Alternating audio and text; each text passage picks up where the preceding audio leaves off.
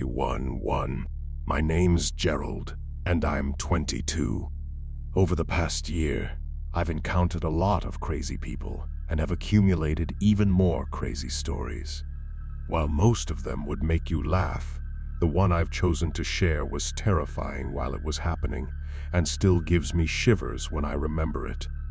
A little more than a year ago, I applied for and got a job at my favorite convenience store across the street from my house. I'd moved there during my sophomore year in college and decided to stay after I left school. This little store has served as a savior for me.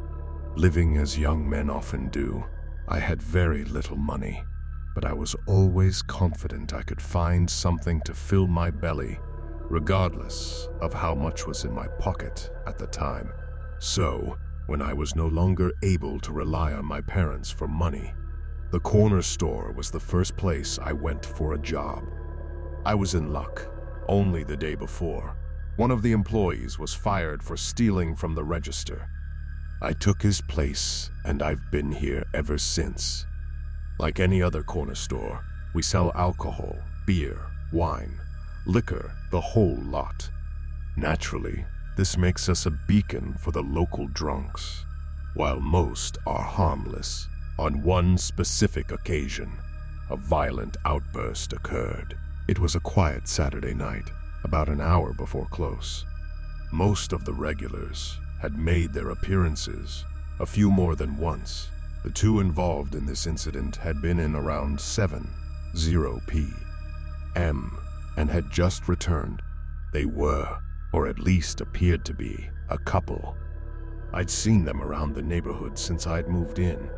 The owner of the store said they'd been customers since he bought the store 13 years ago. Although they were not very talkative when they came in, I never had any reason to believe either could be violent.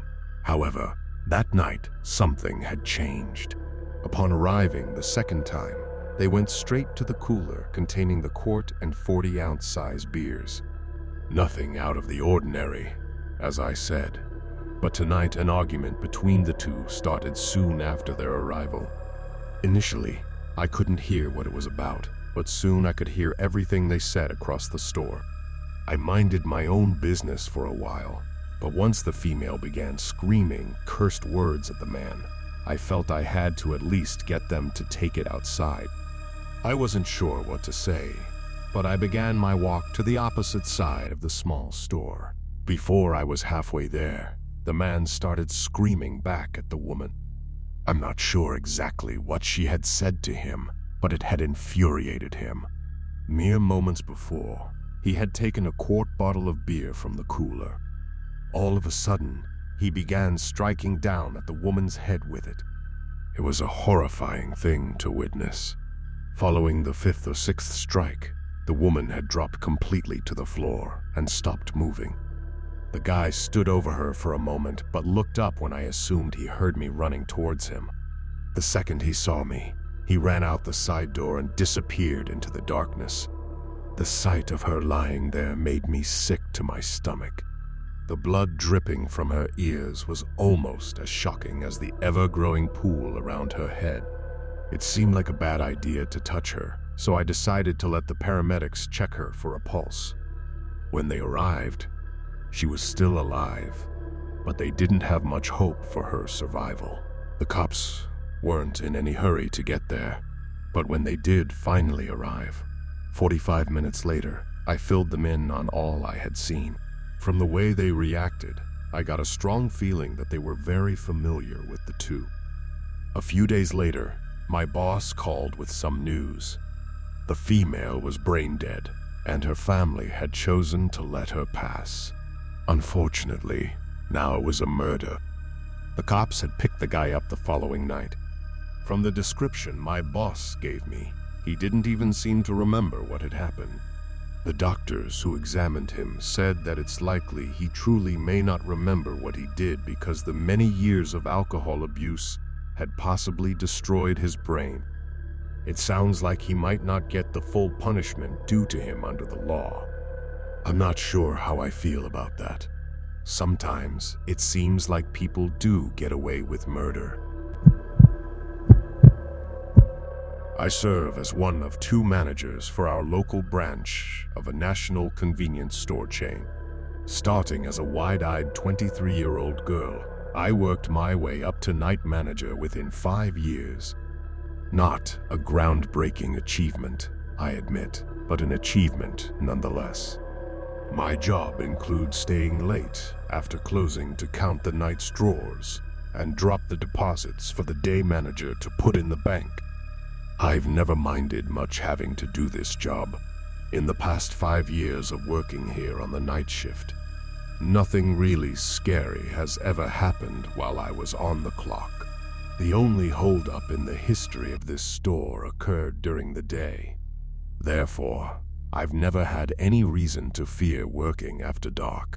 That was until just recently when I became the subject of someone's obsession. Talking about this is very embarrassing for me. I feel like when people hear about this, they think I'm bragging about my looks, but I swear I'm not. I recognize that I'm an average-looking woman. I would have probably kept this incident to myself, but my therapist feels that sharing my experience will help other women as well as myself. So that's why we're here. Hopefully, he's right, and this horrible ordeal can serve to help other women who have suffered from the same form of negative attention. Now that I've put this off for so long, I guess it's time to tell you exactly what happened. As I said, I work the night shift 6 days a week. The number of weirdos I encounter is somewhat high. Fights once or twice a year, homeless drunks, and the usual loot for a clerk in a convenience store in America. Despite the craziness going on around me day to day, I had managed to go unnoticed by any of those weirdos until around 6 months ago. About that time, this particular man began coming to the store. Initially, it was only once or twice a week, and when he did, nothing was said to me. However, as time passed, his visits became more and more frequent. This, in itself, isn't that odd? Anybody who's worked in a convenience store for any length of time can tell you regulars go with the territory. Some will see you every day at the same time, some more than once. So, at the time, I did not need to be concerned. A month into this routine, I noticed that he would wait until I had no customers so I could ring him up. What made it so obvious was his concerted effort to start a discussion with me. How about that weather? You know, small talk like that. Although I found it funny then, I didn't realize I was encouraging him by engaging in these discussions with him. Soon, the talks became more personal, less benign discussions. The first time I was asked if I had a boyfriend, I laughed it off. But the third and fourth were the first indications to me that I may have a problem on my hands. My suspicions were cemented the day he asked me out. Perhaps from instinct, I said no, but I was careful to be kind in the way I said it. At that moment, he seemed to take it well. However, another clerk told me later that evening that he was very angry. I guess I never really learned to read a guy's body language. The next time he came in, he didn't talk to me and didn't return to normal until a few days later when he acted like nothing had ever happened. I got the impression he had decided to let it go. But just 1 day later, he asked me to go out with him again. This time he said he meant it to be just as friends.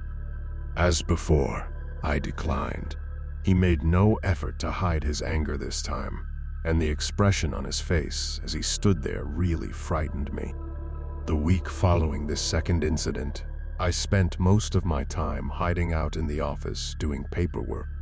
A male clerk he had befriended told me he had asked about me, but the clerk only told him I was out.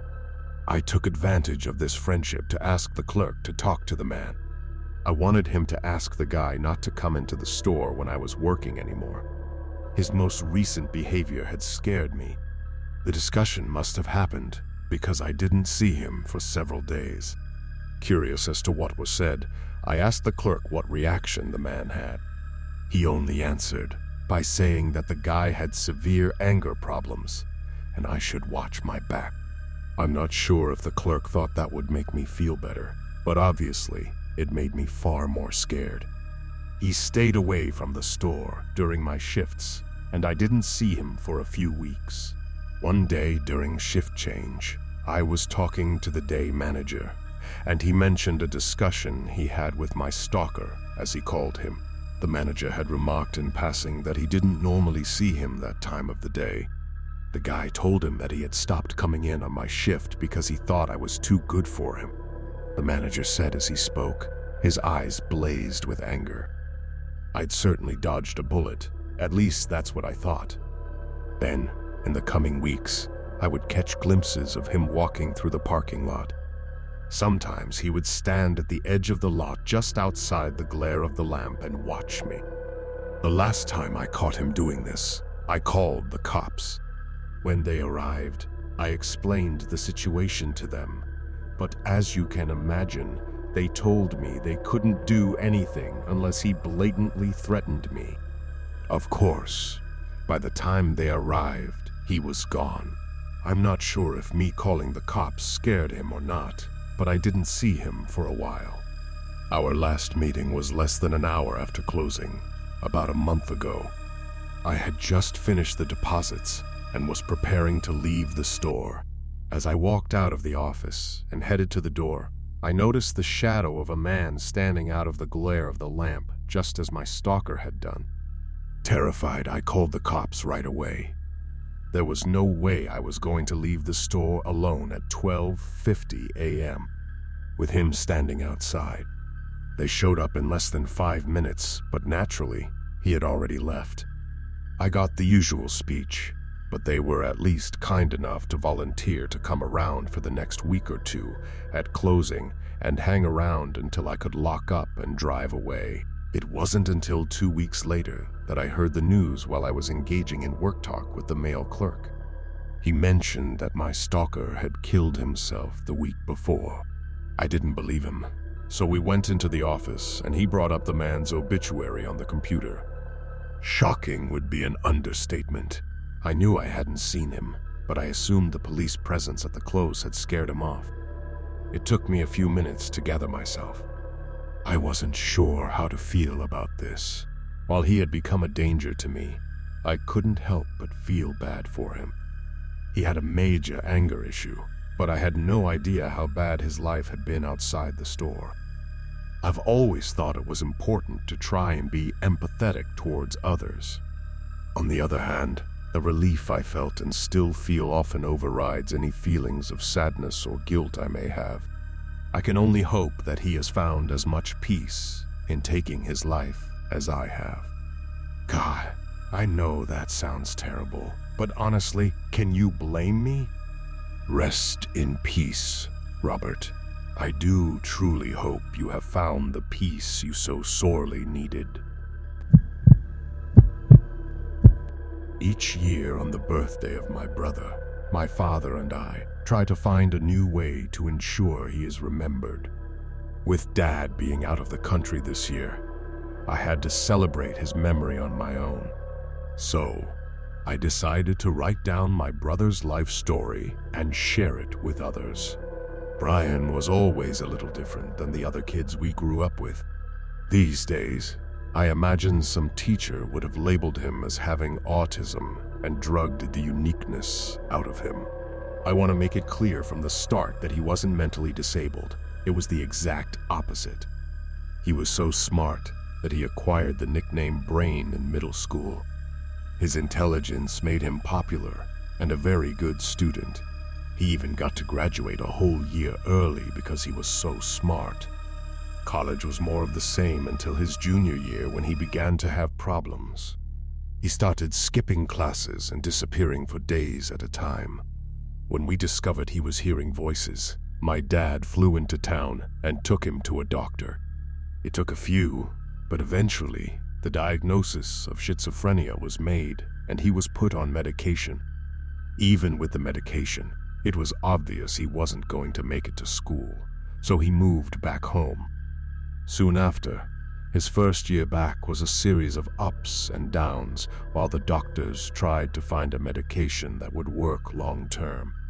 He'd start a drug, do well for a few weeks, and then go back to disappearing. We found out that on one of his vacations, he had begun getting high on street drugs to suppress his symptoms. To our relief, just after the new year, they finally found a medicine that worked. Things drastically improved after that. A program was started that was partnered with the county to help those with mental illnesses find employment. Brian signed up for it, and a month later, he got a job at a convenience store down the street.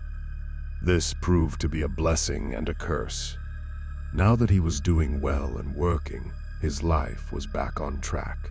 After 2 long years of hell, he loved the job and was happy to be back, providing for himself.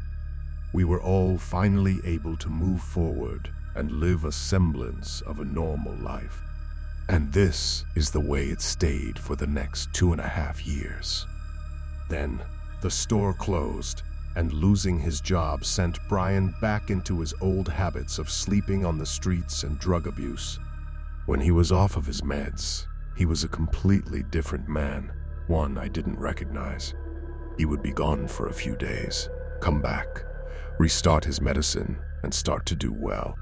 But then, with no reason, disappear again for another week. Then one day, just like that, he never came back. He had been missing for over a week at that point.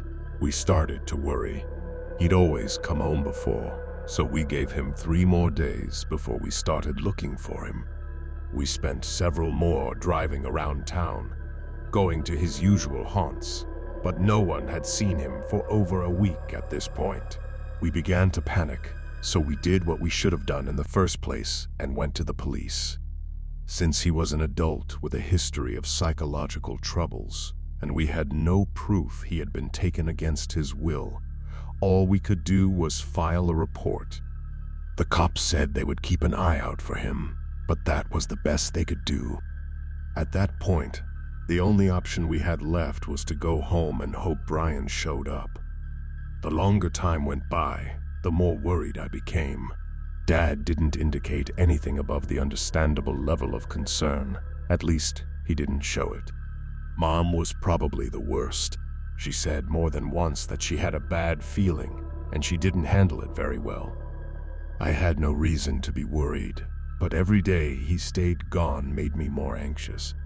Regardless of how I felt inside, I kept my feelings to myself and maintained a mask of optimism. After a year with no word, I determined that his return was up to him.